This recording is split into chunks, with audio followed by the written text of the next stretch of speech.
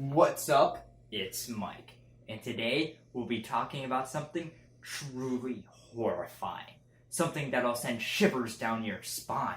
Something that'll make your bones quake. That's right. Today, on this dark and gloomy night, we're talking about licensed games. What better license to talk about than Scooby-Doo? Well, Ghostbusters would have been a good option. Or Dr. Jekyll and Mr. Hyde. Or...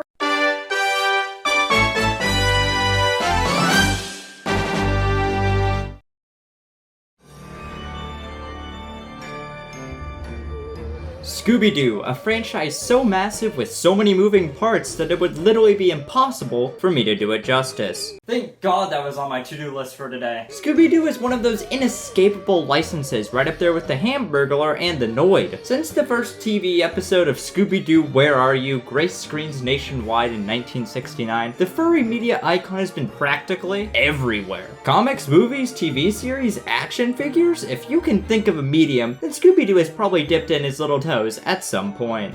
Yeah, that's all the mediums I can think of. Not a single one I'm missing. Well, if Scooby-Doo has dipped his toes into a lot of mediums, then he probably did a cannonball into the world of video games. I mean, Jesus Christ, just look at all these games! Since the Intellivision's own Scooby-Doo Maze Chase back in 1983, there have been loads of video games featuring Scooby and his friends in Mystery Inc. available on every platform you can think of. And with all these games, there's gotta be a couple of good ones, right? Well, let's hope these are a couple of good ones. I've had these games for the longest time, but the time it's been since I've played them has been longer still. So without further ado, here's a look at 2 random Scooby-Doo games for the Nintendo Wii.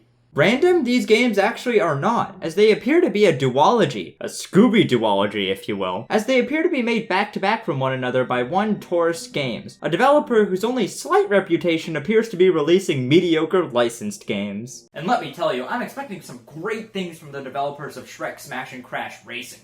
The 2 games that make up this Scooby mini-series are Scooby-Doo First Frights, released in 2009, and Scooby-Doo and the Spooky Swamp, released in 2010. And from what I could find, there's next to nothing when it comes to the history of their developments. Oh boy, that sure is a good sign. The main thing I could find from the era these games came out were review scores, and especially for the first game, they weren't the most shining recommendations out there. I gotta be the one to say it. All these clues are pointing towards a really good game here. So that wasn't a lot of information about the games, but let's talk about the games themselves now. Starting off with Scooby-Doo First Frights, and right off the bat, this presentation honestly isn't bad. I love the transition from the menus to the first cutscene of the game, and I don't really have any feelings towards how the Mystery Inc. gang look. They just look fine, and... Wow, a little on edge? Sorry, Velma. Like we haven't eaten since the snack after lunchtime snack. Shaggy? No way, no way. Did I just... Oh no. Yep, that's right. Not even 2 minutes into the game and there's this pretty awful canned laugh track. And I hope you like it now, because not only will you be hearing it way too much in the cutscenes over pretty crappy jokes, but you get to hear it in-game too. Red, yellow. Oh, he's gone, Scoob. Like a phantom. You can't escape it. You just never know when it'll... Jesus Christ! Well, if that isn't the perfect start to any game, especially the start to the 4th official Scooby-Doo game to use a laugh track, I don't know what is. Let's talk about some positives though. This game looks pretty good for a licensed game, and while that ceiling isn't exactly the highest, it's something I can give it credit for. All of the different areas are varied enough, and honestly this game starts off very well. However, this story does start to take a darker turn. What I didn't know going into Scooby-Doo First Frights, and what eventually started to haunt me, was the discovery that this out of all of the games out there, this out of all of the games I've ever played before, was the most repetitive game I've ever touched. Trust me, it's scarily bad. It's horrifyingly bad. It's all the other synonyms for the word scarily. What, do I look like a thesaurus to you? I'm not even kidding, this game was a straight up struggle to play through due to the sheer repetition of this game. While the individual levels themselves aren't that long, they all feel like 20 minutes longer than they actually are. That's how bad it gets. Every level you do the exact same thing. You go from small room to small room, attacking enemies until you kill them, you move on to the next room, and you repeat. What makes it even worse is that if you just use a ranged character, such as Shaggy or Velma, you literally don't even have to touch the control stick because all of the ranged characters have this extremely heavy aim assist. So all you have to do is sit there and mash the B button and the enemies will never touch you. So take that extremely monotonous gameplay loop, multiply that by 14, and you got yourself a horrifyingly appropriate Scooby-Doo game. Trust me, the boss fights are essentially the same way, except sometimes you have to move. Whoa, Taurus game, slow down there, don't throw too many game mechanics at me. What makes this even more heinous is anytime there's more than 2 enemies on screen, the game's performance absolutely tanks. So as you can imagine in a beat-em-up game, this game doesn't reach its regular frame rate a lot, which makes these awful boring segments even more slow and painful. People always ask, can this run Crisis? Can this run Crisis?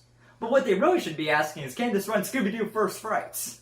This game was just an absolute slog to get through, and I think this game as a whole was best summed up by this footage of me beating the final boss by barely moving an inch, just mashing the B button. First Frights beat-em-up sections have as much depth as a kiddie pool, and while going into this my expectations were very low, what I got was somehow lower than that. As I played through this game, I prayed to any god that would listen to me that would make this game better as it goes on. But nope, not even Zeus had my back this time. First Frights doesn't change from the first level to the very end. To give the game some credit, there are actually some platforming segments here, but they count about for 5% of the overall game, and they're just as boring and repetitive as the beat 'em up sections they try to spice up. The jumps feel pretty bad and clunky, with the double jump instantly canceling all your momentum, leading to some of the worst platforming I've experienced in a while. None of the level design stands out, and there's no major set pieces to make up for any of these levels in the slightest. Basically, all of First Fright set pieces are reserved for these chase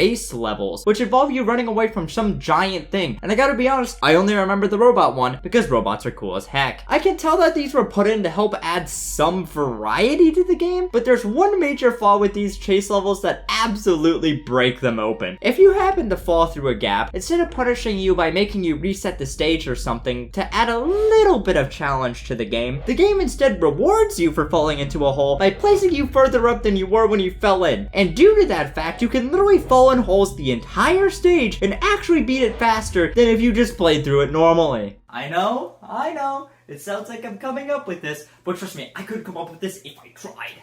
There are also some tiny puzzle sections, but they all get solved in less than 15 seconds, so they might as well not even be there. There are 5 members of the Mystery Inc. that are playable here, and the game decides between which 2 characters you get to switch between any given level. It's obvious that this game is meant for 2 players for co-op play, but I wouldn't wish the fate of having to play through this game on my worst enemy, let alone my friends. The AI is alright, so if you just played single player, it isn't that much of a big deal. You would think that all the characters are where you would find the most variety, but nope, still absolutely none to be found here. Fred, Scooby, and Daphne all essentially play the exact same, and Shaggy and Velma also happen to play the exact same, with the only major difference between all of them being their special abilities that get used in the platforming/puzzling sections. The thing is, none of these special abilities are that unique or interesting, with the only notable one being Velma, where she gets to access these terminals with a small minigame where you have to press the control stick in the direction of the arrows. And this is sad to say, but that was by far the most fun part of the game for me. So when are we completing the trilogy with Scooby-Doo and the 2 seconds of fun from First Frights? One other thing to mention about the characters are that you can collect costumes throughout the course of the game, and while some of them are just